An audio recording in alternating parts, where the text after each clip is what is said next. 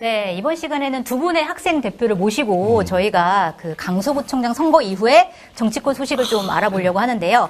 오늘은 김재섭 국민의힘 서울도봉구갑 당협위원장 나와 계시고요. 또 권지웅 전 더불어민주당 비대위원 나와 계십니다. 와, 반갑습니다. 두 분 다 교복이 참 잘 어울리십니다. 네. 네. 자, 일단 강서구청장 보궐선거 끝났습니다. 더불어민주당의 압승이라는 평가가 나왔는데 일단 요 선거를 각 두 분께서 핵심 키워드를 하나씩 써주세요. 칠판에 써주시고 요 키워드를 중심으로 본인의 의견을 좀 써주시면 설명을 해주시면 좋을 것 같아요. 아무래도 핵심 키워드. 네, 아무래도 민주당보다는 국민의힘에서 쓰시기가 좀 더 쉽지 않으실 것 같다는 생각이 좀 드는데. 다 적으셨나요? 적으셨나요? 자, 일단 적으셨으면 보여주시고. 자, 일단 그럼 먼저 쓰신 그 여당 학생 대표 김재섭 대표의 얘기 먼저 들어보겠는데 총체적 난국. 와, 이거는 무슨 뜻인가요? 이번 선거를 제가 치르면서 네. 느껴졌던 것이 총체적 난국이라는 표현을 쓰게 된 것이 정말 총체적으로 난국이어가지고 네. 총체적 난국이라는 표현을 썼는데 처음부터 끝까지 난국이다. 그러니까 왜냐면 선거를 치를 때 우리가 되게 선거의 3요소를 이야기하잖아요. 인물, 구도, 바람 이 세 가지를 가지고 그 선거의 승패를 우리가 가늠하게 되는데 인물, 구도, 바람 그 세 가지 측면 어디에도 국민의힘에 유리하지 않았어요. 그리고 국민의힘이 유리하지도 않았을 뿐더러 또 잘 못하기도 했고요. 그러니까 되게 이제 저희가 인물부터 따져보게 되면 김태우 구청장이 사면을 받으면서 후보로 나왔잖아요. 네. 원래 그 보궐선거에 책임이 있는 정당은 후보를 내지 않는 것이 관행이기도 하고 네. 또 당원 단계에 박혀 있기도 하고 그랬거든요. 근데 어쨌든 유책사유 정당이 후보를 냈다라는 점, 그리고 그것이 사면에 이어진 한 달 만에 출마하는 점에서 아무래도 그 예민하신 유권자들이 보기에는 네. 이게 굉장히 좀 좋지 않다고 보셨던 것 같아요. 그래서 인물 면에서도 좋은 점수를 줄 수가 없을 것 같고, 뭐 구도라는 면에서도 사실은 정부 견제론이 더 높은 상황에서 저희가 여당 프리미엄을 활용한다고 하는 것이 그렇게 와닿진 않았던 것 같거든요. 뭐 우리가 여러 가지 뭐 재개발 이런 거 따져볼 내용도 많긴 하지만은 그 구도 자체도 국민의힘에게 그렇게 유리한 상황은 아니었다. 마지막 바람이라는 면에 있어서도 여당의 호재가 없었잖아요. 네. 인사청문회가 진행되는 과정에서 뭐 김행 후보자 문제 계속 있었고 신원식 장관과 유인촌 장관 청문회가 있었고, 그러니까 안 그래도 청문회가 열리면 여당한테 불리한데 또 문제 지적이 된 상황에서 이 각 후보자들에 대한 인사청문회가 진행되다 보니까 인물, 구도, 바람 세 개 그 어디에서도 저희가 이기는 포인트를 찾기 어려웠다라는 거죠. 그래서 총체적 난국이라는 표현을 썼습니다. 네, 알겠습니다. 그러면 이번에는 권지웅 대표는 윤석열 정부의 패배라는 키워드를 적어주셨네요. 왜 그렇죠? 일단 이게 강서구청장 선거라고 하더라도 제가 강서구의 그 선거 기간 동안 한 20여일 정도 전세사기 피해자 조사를 하려고 하루 종일 있었거든요. 근데 제가 들었던 첫 번째 마디는 제가 이제 민주당 인사에서 그런 것도 있지만 윤석열 정부 너무 오만하다는 이야기였어요. 그러니까 이게 구청장이 누가 되면 내 삶이 어떻게 달라지겠다 이런 이야기는 거의 없고 네. 정부에 대한 이야기를 이번 선거에 투영하시더라고요. 네.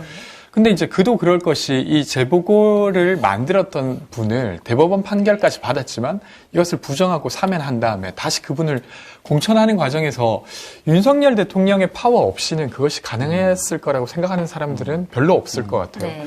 그러다 보니까 이번에 투표율 보시면 48% 나왔잖아요. 네, 굉장히 늦게 나왔죠. 근데 올해 3월인가 4월에 전주에서 국회의원 선거가 있었습니다. 네. 근데 그때 투표율이 20% 중반대예요.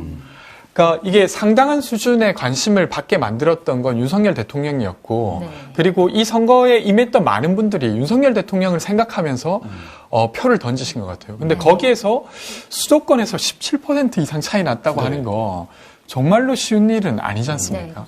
그래서 이번 선거를 윤석열 정부의 패배라고 규정하고 거기에 따른 반성을 해나간다고 하면 내년 총선에서 국민의힘이 다시 길을 찾을 것이고 그것이 아니라 선거 책임의 원인을 다른 데서 찾으면 제가 볼 때 별로 총선에서 재미 보기 어려울 거다 이렇게 이야기드리고 요에게 싶습니다. 덧붙여서 약간 질문을 드리면 이제 지금 뭐 이미 뭐 원래 험지였다 이런 얘기는 뭐 김기현 대표도 했고 하고 있습니다. 선거 이후에. 근데 세부적인 숫자들을 살펴보면 이제 강서라고 하는 지역도 여러 지역이 있는데 뭐 새로 개발된 마곡 같은 경우에서는 지난 대선에서는 이제 윤석열 후보가 이겼는데 여기서도 지금 큰 포인트 차로 졌거든요. 그러니까 이거 자체가 단순히 17.15%의 격차의 문제가 아니라 이 투표 비에서 굉장히 나빠졌다 이런 평가도 가능한데 어떻게 보십니까? 이게 윤석열 정부의 패배로 지금 받아들이고 있는 분위기입니까? 뭐 윤석열 정부의 패배까지 안 가더라도 이번 선거를 험지이기 때문에 졌다라는 핑계는 저는 좀 궁색한 것 같아요.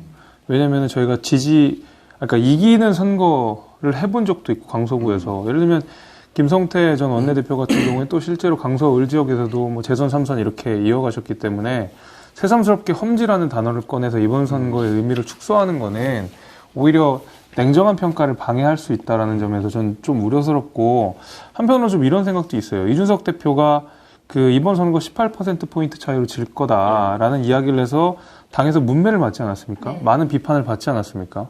근데 저기는 험지야라고 낙인 찍는 것과 18%포인트로 질 거야 라는 말은 크게 다르지 않습니다. 왜냐하면 험지라는 말 자체에는 진다는 얘기가 전제되어 있고 크게 진다라는 말이 전제되어 있는 거네요. 뭐 박빙, 열세 이런 말도 아니었잖아요. 험지라고 하면 되게 저희가 험지라고 하면 뭐 광주, 전주 뭐 이렇게 호남 지역이나 전통적으로 저희 수도권 내에서 취약 지역들을 험지라고 불리는데 한 번도 이겨보지 못했거나 근데 이제 와서 강서를 험지라고 낙인 찍는 것은 이준석 대표가 크게 질 거다 하는 거랑 큰 차이가 없다는 거죠. 그러니까 전략 미스도 분명히 있었다는 것이고 새삼스럽게 험지라서 졌다라는 말은 뭐 저는 납득하기 좀 어려워요. 추가로 하나만 더 드리면 이제 선거 기간 내내 김기현 대표가 계속 이제 김태우 후보 옆에서 뭐 윤심과 직접 통하는 후보다 전화 통화되는 사람이다 뭐 이렇게 하면서 윤석열 대통령이 직접 내려보냈다라는 뉘앙스를 굉장히 강조를 했고 그게 여러 가지 의미로 좀 그 유세 기간에도 해석이 됐어요. 그러니까 예를 들면 선거 패배의 책임을 좀 비껴가려는 거냐 아니면 실제로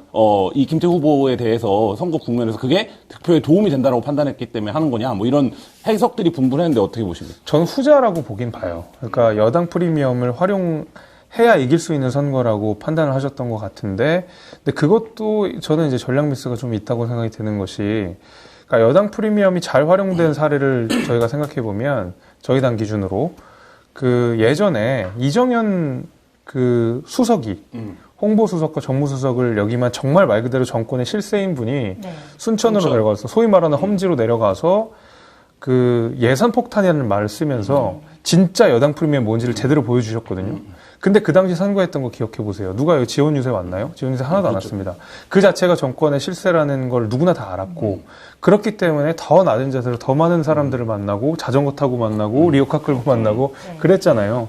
근데 마찬가지로 이번 선거 같은 경우에도 일단 김태우 후보가 당시에 이정현 수석만큼 강력한 여당 프리미엄을 활용할 수 있는가라는 의문이 남아 있습니다.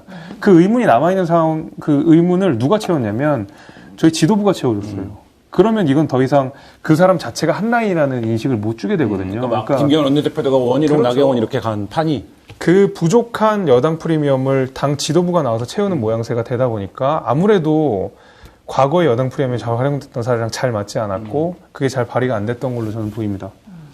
알겠습니다. 권지웅 대표한테도 좀 여쭤보고 싶은 게 일단 이제 강서구라는 지역 자체에 대해서 뭐 원래 국민의힘 험지였다라는 부분에 대해서는 뭐 그렇게까지 얘기할 필요는 없다 말씀하셨는데 일단 요 기세를 몰아가지고 민주당에서 뭐 예를 들어서 송파라든지 아니면 강남이라든지 이런 데까지 조금 다음 총선을 노려볼 만하다 약간 이런 분위기가 있나요? 어떻게 보세요? 뭐 지금 이번에 선거 좀 크게 이겼다고 해서 자연스럽게 그렇게 될 것 같지는 않아요. 왜 그러냐면 이번 선거는 어쨌든 반사이익으로 크게 이긴 겁니다. 그러니까 예를 들면 민주당이 어떤 이슈를 주도해서 거기에 대해서 강서구민들이 고민해서 판단을 내렸다기보다 윤석열 대통령 너무 오만한데 이게 이제 메인 프레임이었고 근데 조금 그 자세히 들어가면 이런 건데 이번에 강서구 지역 중에서도 저층 주거지에서 민주당이 크게 이겼어요. 그러니까 누구는 재개발에 대한 어떤 민주당 후보의 공약 때문이라고 하는데 제가 느끼기에는 사실 강서는 전세 사기 피해자 빈도가 가장 높은 지자체 중에 하나입니다. 그리고 제가 구청 가구를 직접 돌아다녔는데 그분들이 느끼는 보증금 불안이 엄청 커요. 그러니까 25만 그 강서구 가구 중에서 1.4만 정도가 보증금 못 받을 가능성이 있거든요. 그러니까 이게 상당한 수준의 것인데 그걸 그래도 민주당이 계속 이야기 듣겠다, 다뤄보겠다라고 했던 게 그러면 그나마 여기라도 한번 믿어볼까 이랬던 것 같아요. 그러면 같은 프레임으로 수도권이 되게 중요하지 않습니까? 어쨌건 지금 여야 입장에서 보면. 근데 그러면 수도권 구민들이 느끼고 있는 어떤 무언가에 되게 천착해서 하려고 하는 모습을 보이면 저는 꽤 득점할 수 있다. 네. 근데 그런 거 없이 계속 정치 프레임으로만 가면 이건 좀 저는 한계가 있을 거라고 생각해요. 만약에 어느 한쪽이 아주 크게 실수한다고 하면 뭐 그건 나쁜 일은 아니지만 그렇지 않다고 했을 때 비등비등하다고 했을 때는 예를 들면 지금 채무 관련해서도 상당 수준의 어떤 위기감이 있습니다. 그리고 경기 북부 같은 경우는 안보 관련해서도 엄청난 위협이 있지 않습니까? 그러니까 여기에 대해서 좀 대안이 될 만한 민주당의 모습, 그런 실천 이런 게 있으면 좀 해볼 만할 테고 그런 게 없으면 지금처럼 크게 이길 수는 없다. 요 지적은 어떻게 보세요? 그러니까 예를 들면 지금 민주당의 입장은 어쨌든 강서라고 하는 지역에 적합한 특화된 민생적 접근이 있었고 그게 예를 들면 중앙 정치나 고공전에서는 잘 안 보이지만 실제 민심에는 상당한 영향을 미쳤다. 이 얘기인즉슨 지금 이제 말하자면 국민의힘 그리고 이제 용산으로 대변되는 대통령실이 그런 이제 민생적 문제를 소홀히 하고 이런 뭐 이념 문제라든지 공공에서의 정치 뭐 프레임 이런 거 싸움 이런 거에만 지금 하고 있고 선거 패배 이후에도 사실 이렇게 크게 달라지는 것 같지는 않은데 요 차이를 이제 총선 때까지 가져간다면 뭐 상당히 수도권이나 이런 데서 차이가 벌어질 수 있다라는 지적인데 어떻게 보십니까? 그러니까 먹고 사는 문제에 정부 여당이 더 집중해야 되는 거는 맞는 얘기인 것 같아요. 타당한 지적인 것 같고 우리가 얼마 전까지 정치권에서 주된 논쟁으로서 했던 것, 그다음에 여당의 힘을 좀 기울였던 것이 그러니까 소위 말하는 그 이념 논쟁이었잖아요. 물론 이념 굉장히 중요하지만은 예를 들면 홍범도 장군 흉상 이전 문제 이런 것들, 그다음에 뭐 정일성 공원, 물론 저는 거기에 대해서 정일성 공원에 대해서 반대는 하는 입장입니다만은 정부 여당 구성원 전체가 나서서 여기에 힘을 뺄 필요는 있느냐라는 좀 생각은 들긴 들거든요. 특히 지금 홍범도 장군 흉상 이전 문제 같은 경우에는 보수 진영에서도 반발이 나왔던 문제예요. 근데 다시 한번 우리가 이념 정립을 위해서 홍범도 장군의 어떤 뭐 이력들을 다시 검토하고 사실 조금 소모적인 일이라고 보거든요. 왜냐하면 국정 운영의 에너지라고 하는 것은 총량이 어느 정도 정해져 있는 것이고 어떤 이슈를 언론에서 다루게 할지를 정하는 것도 또 에너지가 정해져 있는데 그런 것들은 지금 뭐 고물가나 아니면 주거 문제나 아니면 뭐 일자리 문제, 그다음에 뭐 긴축재정과 관련된 여러 가지 사회적 취약계층들의 소외 문제 이런 것과는 사실 완전히 별개된 문제이기 때문에 뭐 앞서 지적해 주신 대로 그 이념 논쟁이라든지 이런 말 그대로 정치적 현안들은 이제는 약간 뒤로 하고 뭐 그것도 토론해야 되겠지만은 조금 더 먹고 사는 문제에 집중해야 되는 거는 맞는 지적인 것 같습니다. 알겠습니다. 아니 사무총장 바꾸고 뭐 이런 거 하기 이전에 지금 국민의힘이 국감장에 전세 사기 피해자를 참고인으로 채택하는 거를 계속 반대하고 있어요. 이런 거 그래서 좀 이제 제대로 해라. 개시국감에 아예 아무도 전세 사기 피해자가 국감장에 못 왔거든요. 이런 것부터 하는 게 저는 진짜 민심 사는 일일 거다 싶습니다. 알겠습니다. 저도 그건 이해가 잘 안 되는 그러니까 게 저도 잘 이해가 안 돼요. 물론 이제 뭐 전세 사기 피해가 윤석열 정부에서 벌어졌기 때문에 부담스러운 건 알겠지만 원인을 거슬러고 보면 사실 문재인 정부의 부동산 정책 실패라고 저는 생각하기 때문에 맞아요. 그걸 지적할 수 있는데 왜 안 왜 안 그런지 잘 모르겠어요. 이 전 네. 정부 탓을 명분 있게 할 수 있는 별로 안 되는 찬스인데. 그러니까요. 알겠습니다. 자, 그러면 사실 국민의힘 얘기를 좀 더 해봐야 될 것 같은데 지금 패배 이후로 국민의힘의 후속 조처가 어떻게 되느냐에 따라서 굉장히 많은 관심들이 쏟아지고 있는데 일단 어제였죠. 어제 이제 비공개 의총을 열어서 우리 어떻게 해야 되냐라고 의총을 열어서 논의를 했는데 사실 김기현 이제 국민의힘 대표의 사퇴로는 나오긴 했지만 이제 막 굉장히 센 발언은 아니었던 것 같고 그 다음에 결국 이제 토요일에 임명직 그 당직자들이 모두 사퇴하는 것으로 결국 마무리가 되어진 것 같은 모양새인데 일단 오늘 임명직 당직자들을 좀 다시 인선을 했습니다. 보면은 사무총장이 이만희 의원이 됐고 그 다음에 신임 정책위의장이 유희동 의원이 됐고 기타 이제 여러분들이 됐는데 이런 것들은 이 인선은 좀 어떻게 평가를 하시는지 먼저 권지웅 대표님. 일단 기본적으로 국민들이 저기 진짜 바뀌겠다 이러려면 그 혁신의 동력이 신뢰 가능한 곳이어야 돼요. 네. 근데 지금 이 혁신의 주체가 누구냐라고 물어보면 여전히 현 지도부예요. 그러니까 김태우 후보를 공천했던 현 지도부가 혁신을 하겠다고 하는데 국민들이 보기에 그게 얼마나 많이 바꾼다 하더라도 저 사람이 혁신할 것 같았으면 진작에 김태우 후보를 공천하지 않았을 텐데 이런 생각을 할 수밖에 없는 상태라 누가 들어오든 별로 크게 의미를 주기가 어렵다. 이렇게 생각되고, 그리고 지금 인선한 그 사람들을 보면 뭐 이제 추가로 보도가 되겠지만 네. 뭐 새로운 것을 기대하기는 어렵습니다. 사무총장으로 임명된 분도 윤석열 대통령 대선 후보 때 경북 위원장을 했다. 네. 그러니까 사실 친윤이라고 볼 수밖에 없고 공천 실무를 하는 조직부총장은 그대로 유임됐잖아요. 그러니까 사실은 정치권에 계신 분들이 보기에도 메인들은 그대로 살아 있는 거예요. 그럼 몇 가지 문의를 바꿨는데 그 문의 바꾼 정도로 해결이 되는 상태가 아니지 않습니까? 네. 그러니까 지금 변할 생각이 없구나 이렇게 생각할 수밖에 없지 않을까. 통상적으로 여의도문법으로 보면 선출직이 먼저 책임을 지고 이게 임명직이라는 건 사실 선출직이 임명하는 거잖아요. 근데 선출직은 그대로 두고 임명직만 사퇴를 하는 모양새인데 이게 쇄신이 맞냐 이런 이제 여의도문법적인 평가도 나옵니다. 뭐 인물에 대한 평가를 떠나서 형식 논리에서 뭐 어떻게 보십니까? 근데 이번 의총에서 나온 내용들을 그냥 제가 보건데 이게 뭐 완벽한 재신임 이런 건 아닌 것 같아요. 보니까 한번 두고 봅시다 정도가 맞는 것 같거든요. 그 총의를 제가 제 나름대로 해석하건데 그러니까 대부분 그런 거잖아요. 물론 사퇴하라는 얘기도 나왔지만은 제대로 할 자신 없으면 내려가라가 사실은 이제 의원들의 주된 내용이었는데. 그러니까 저는 중요한 걸 그렇게 봐요. 뭐 인선 자체 우리 국민들 보시기에 못마땅할 수 있고 일단 지도부에 이번 선거에 책임이 없지 않은 상황에서 지도부가 그대로 있으니까 인선 좀 일부 바꿨다고 해가지고 어떤 감동이 있겠냐 뭐 이런 거에 있어서 저 뭐 당연히 받아들이는 부분이 있는데 김기현 대표의 첫 일성이 전 중요하다고 보는데 당정 관계에서 주도권을 잡겠다는 얘기를 하셨거든요. 저는 네. 그게 제일 중요한 변화라고 봅니다. 네. 그 전까지 당정 관계에 있어서 국민의힘이 어떤 대통령실의 입장을 대변하는 역할에 거의 충실하게 수행했지 어떤 국회와 행정부 간의 최소한의 어떤 긴장 관계들을 유지하지 못했다는 평가들이 굉장히 많았습니다. 근데 이번 어떤 보궐선거를 계기로 당이 주도권을 갖고 국정운영의 주도권을 갖겠다라는 것을 공공연하게 천명을 하고 여기에 김기현 대표의 정치적 목숨을 걸어놓은 상황이기 때문에 네. 저는 앞으로는 좀 두고 봐야 된다고 보긴 봐요. 그래서 여지가 있다. 근데 그 네. 정치적인 그 목숨이, 그러니까 예를 들어서 김기현 대표가 이제 얘기한 게 총선에 정치 생명을 걸겠다. 이렇게 얘기했는데 그게 정계 은퇴냐 뭐 아니냐 뭐 약간 논란이 있더라고요. 어떻게 보세요? 정계 은퇴 선언인가요? 그게? 저는 근데 그 정계 은퇴 이거는 하는 의미가 없는 얘기라고 봐요. 왜냐면 네.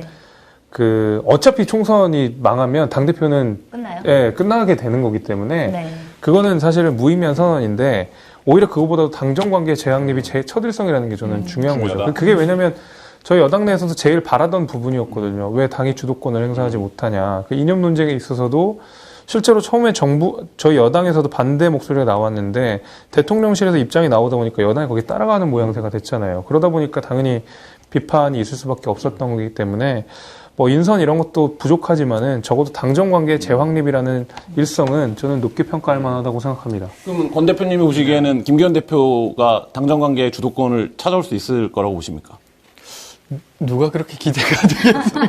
그러니까 예를 들면, 그러니까 저는 이렇게 봐요. 그걸 누가 말했냐의 문제인데, 저는 일단 포인트 자체는 당정관계 재정립이 여당 입장에서 매우 중요한 거라고 생각합니다. 왜냐하면 이번 선거가 윤석열 정부에 대한 심판이었고, 그럼 국정기조의 변화를 만들어내는 게 매우 중요해요. 내년 총선까지. 그 면에서 여당 입장에서는 당정관계를 재정립하는 게 중요하죠. 근데 그 이야기를 만약에 김재섭 방협위원장이나 아니 신인규 대표라든지 이런 사람들이 나와서 내가 이제 앞으로 수석 대변인인데 앞으로 그렇게 하겠다라고 하면 사람들이 뭔가 좀 바뀌나? 근데 김기현 대표는 뿌리부터 지금 친윤을 넘어설 수 없는 사람이 그 말을 하는 것이 포인트는 잘 짚었는지 모르겠지만 실제로 해낼 수 있을 거라고 기대하는 사람은 전 적을 거라고 봅니다. 그러니까 지금 본인이 혁신 당해야 될 위치에 있는 사람이 계속 혁신하겠다고 하고 있고 그 혁신의 폭은 매우 좁고 그러니까 이 시간을 버는 것 이상으로 크게 의미를 두기가 어렵다 이렇게 보여집니다. 요 질문까지만 하고 평가는 넘어갈게요. 그러니까 보수 언론들을 봐도 상당한 위기감을 갖고 있는 것처럼 보이거든요. 오늘 조선일보였나는 뭐 윤석열의 시간은 6개월밖에 안 남았다라는 그 논설위원이 글을 쓰기도 했는데 실제로 그 전까지는 막 얘기를 해도 뭐 이렇게 변화되는 모습 이런 게 별로 없었잖아요. 근데 실제 이번 외부에서는 그냥 뭐 거기 지역에 있는 서울에 있는 지역의 하나일 뿐이야 이렇게 얘기하지만 실제 내부적으로 보시기에는 상당한 위기감을 이제 좀 체감을 하고 있는 걸로 보이나요? 아니면 어떻게 보이세요?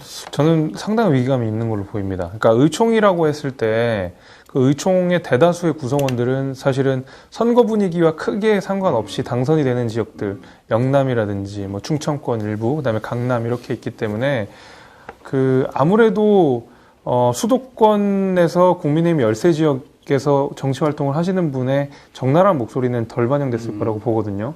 그럼에도 불구하고 어저께 자성의 목소리나 성철의 목소리나 이런 것들이 나왔다는 걸 생각해 보면 그 이상으로 훨씬 상회하는 강도 높은 쇄신의 목소리가 수도권에 있는 당협위원장들 사이에서 나오고 있다는 얘기입니다. 못 들어가는. 그렇죠. 그래서 저 역시도 비슷하게 느끼고 있고, 뭐 강서가 뭐 앞서서 말씀드렸지만은 바로 1년 전에 저희가 이겼던 선거예요. 그렇죠. 네. 1년 만에 17%포인트 이상으로 졌다는 거는 진짜로 위험하다는 소리거든요. 이거는 그 어떤 여론조사보다 정확한 여론조사이기 때문에 네. 예, 굉장히 위기감을 느끼고 있습니다.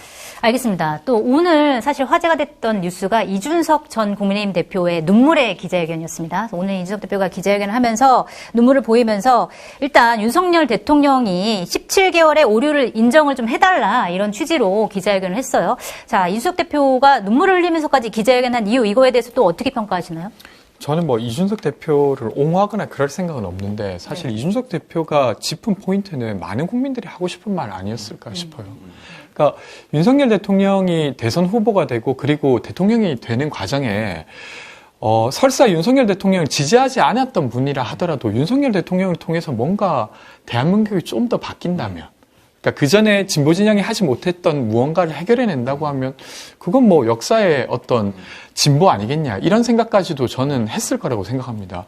근데 이제 어떤 진보 진영을 설득하기는커녕 보수 진영에서의 이탈도 전혀 막지 못하고 있는 상태고 지금은 거의 극우의 콘크리트 지지층을 제외하고는 아무도 윤석열 대통령을 그래도 난 아직 지지한다라고 자랑스럽게 말할 수 있는 국민이 없는 상태가 돼버렸지 않습니까? 거기에 있어서 당시에 당대표를 했던 이준석 대표가 그렇게 말할 수 있다고 생각하고요. 근데 저는 눈물까지 흘릴 정도였다.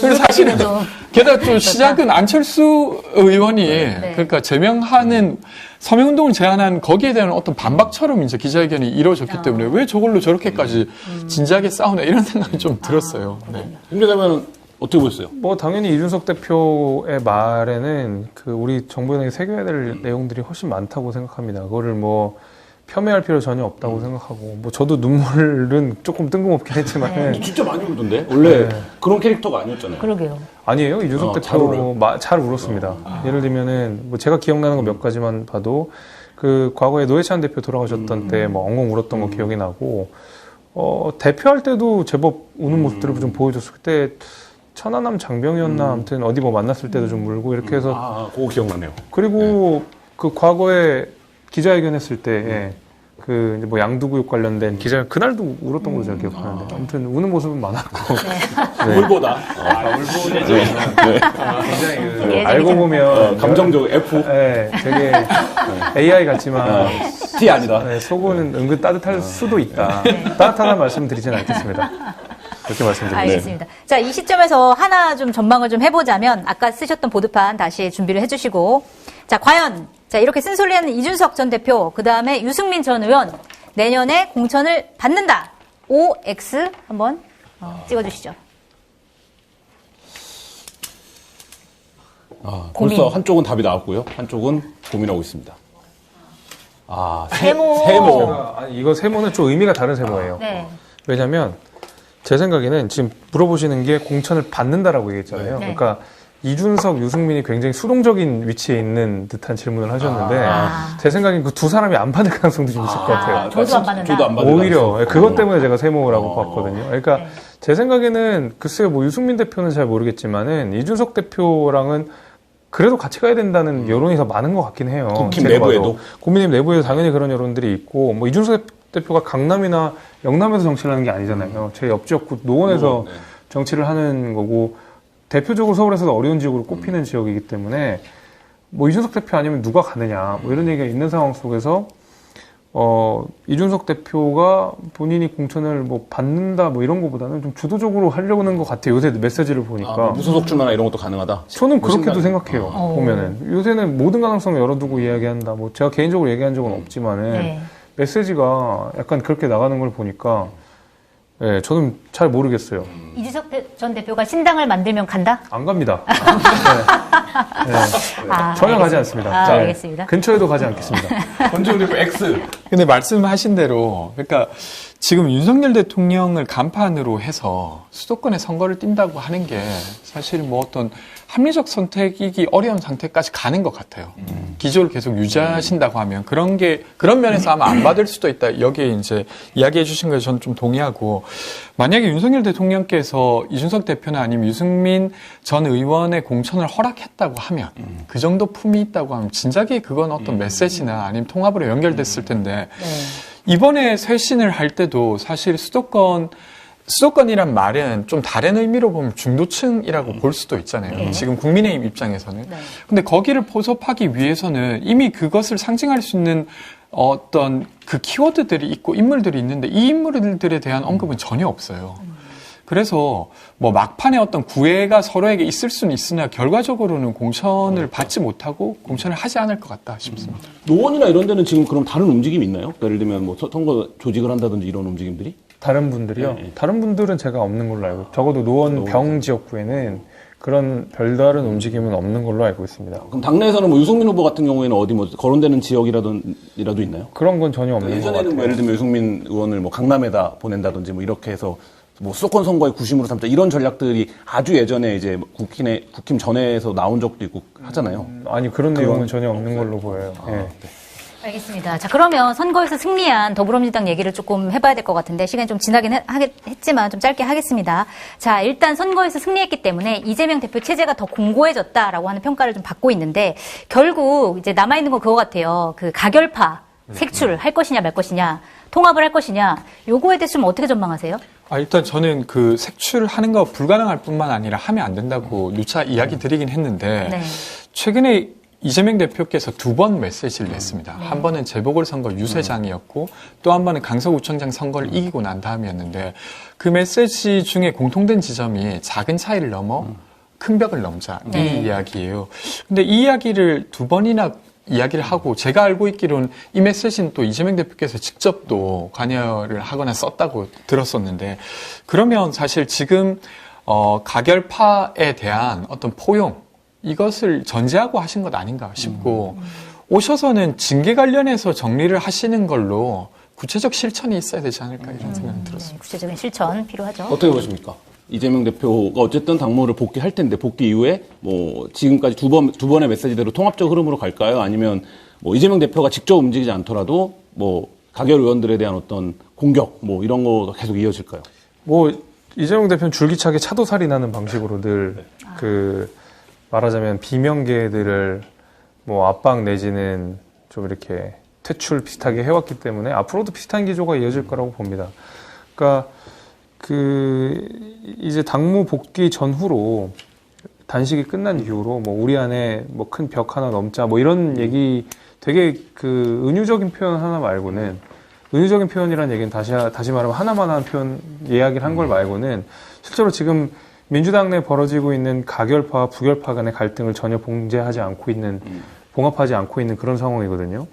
그리고 이재명 대표 이게 나쁘지 않을 겁니다. 본인의 어떤 세를 훨씬 더 과감하게 집행할 수 있는 계기가 될 거고, 본인의 어떤 지지층을 훨씬 더 강하게 결집할 수 있고 당의 주도권을 잡을 수 있는 중요한 계기이기 때문에 어설픈 봉합보다는 확실한 갈라치기, 부결표 끌고 가자, 가결표 색출하자를 본인이 직접 얘기하진 못하니까 계속 친명계 인사들을 통해서 직간접적으로 차도살리는 방식으로 방관할 가능성이 저는 훨씬 높다고 생각합니다. 그래서 결국 여기도 마찬가지로 공천에서 문제를 배제하는 것으로 결정되는 저는 그럴 거라고 봅니다. 알겠습니다. 어떻게 보세요? 이거 짧게 듣고, 그러니까 예를 들면 그런 움직임으로 갈 수 있는 방향. 저는 가결을 눌렀던 분이 몇 명인지는 몰라도 한 40명 가까이 된다는 거지 않습니까? 거기에 공천 불이익을 다 줄 수 있지는 않다고 생각합니다. 그래서 물론 시간이 좀 지나봐야 되겠지만, 그리고 이 가결 부결파가 화학적 결합을 할 수 있을지는 좀 지켜봐야 되겠지만, 최소한 그렇게 원색적으로 공격하거나 이러기는 어려울 거다 이렇게 생각합니다. 알겠습니다. 자, 마지막 질문 드릴 텐데요. 일단 이제 정치권의 시선은 당장 내년 총선에 가 있습니다. 6개월 남았는데 요거 질문 한번 드려볼게요. 지금 이제 이번 강서구 선거가 서울시 유권자들의 마음이었습니다. 정권 심판을 했다라는 평가를 받고 있는데, 그럼에도 불구하고 윤석열 정부는 정권 기조를 바꾸지 않고 이 정권 심판론이 6개월 뒤에도 계속 이어질 것이다, OX 한번 써주시기 바랍니다. 굉장히 명확하게 O 써주시고, 여기 왠지 X. 아니다. 자, 아니다부터 X. 얘기 좀 들어봐야 될 것 아니다부터. 같습니다. 네. 네.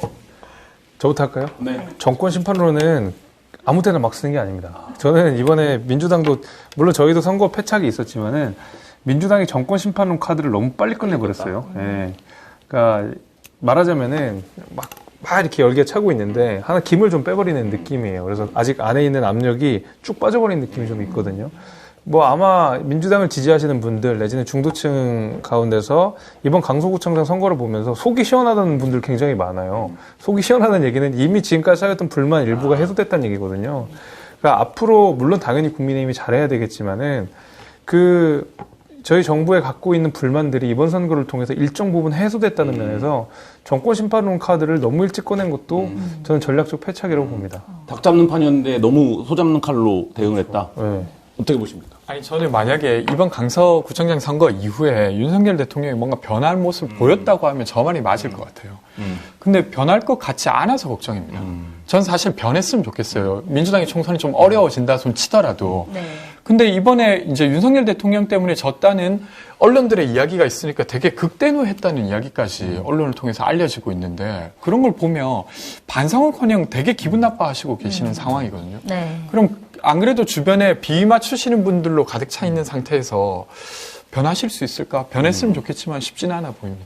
알겠습니다. 저희 시종땡의 시그니처 질문이 하나 있습니다. 일단 수업 마무리로 이제 알림장을 저희가 이제 써달라고 부탁을 드리는데 일단 두 분 이제 한 분 더불어민주당 한 분 이제 국민의힘에 계시니까 각각 본인의 당이 이렇게 해야 산다. 한 마디씩만 좀 부탁드릴게요. 자, 김재섭 대표님부터. 이거는 아니고요. 네. 이거 빼주셔도 됩니다. 네. 다양해야 산다. 다양해야 산다. 다양해야 산다. 네. 국민의힘 전신정당, 뭐 한나라당부터 해가지고 가장 힘이 셀 때는 여러 목소리들이 분출했을 때였습니다. 네. 그런 것들을 생각해 보면 어떤 경직된 한 가지의 목소리로 단결하기보다는 보수라고 하는 큰 틀 내에서 다양한 목소리들이 규합되는 형식의 정당이 가장 힘이 있을 거다 이렇게 말씀을 드리겠습니다. 네. 그냥 말로 하면 네, 맞습니다. 적어주셔도 돼요. 네. 저는 고개를 들어 국민을 보라라고 썼는데 민주당이 네, 사실은 반사이익으로 지금 정치가 진행되고 있어요. 근데 이것이 마치 국민들을 향한 우리의 민주당의 메시지가 딱 적합해서라고 이해하는 순간 전 더 꼬일 거라고 생각합니다. 뭐 앞서도 이야기 나누시는 것 같은데 안보 위기는 되게 구체적으로 지금 저희에게 위협이고 그리고 경제라든지 아니면 기후 적응 문제 이런 것들에 대한 비전이 없으면 민주당은 대안이 될 수 없다. 이 이야기 드리고 싶습니다. 알겠습니다. 오늘 여야 두 학생 대표를 모시고 한 토론은 여기까지 진행하도록 하겠습니다. 함께해 주신 김재섭 도봉갑 당협위원장님 그리고 권지웅 의원님 감사합니다. 네, 감사합니다. 네, 시종땡 오늘 준비한 수선 여기까지고요. 다음 주 월요일 5시에 다시 찾아뵙도록 하겠습니다.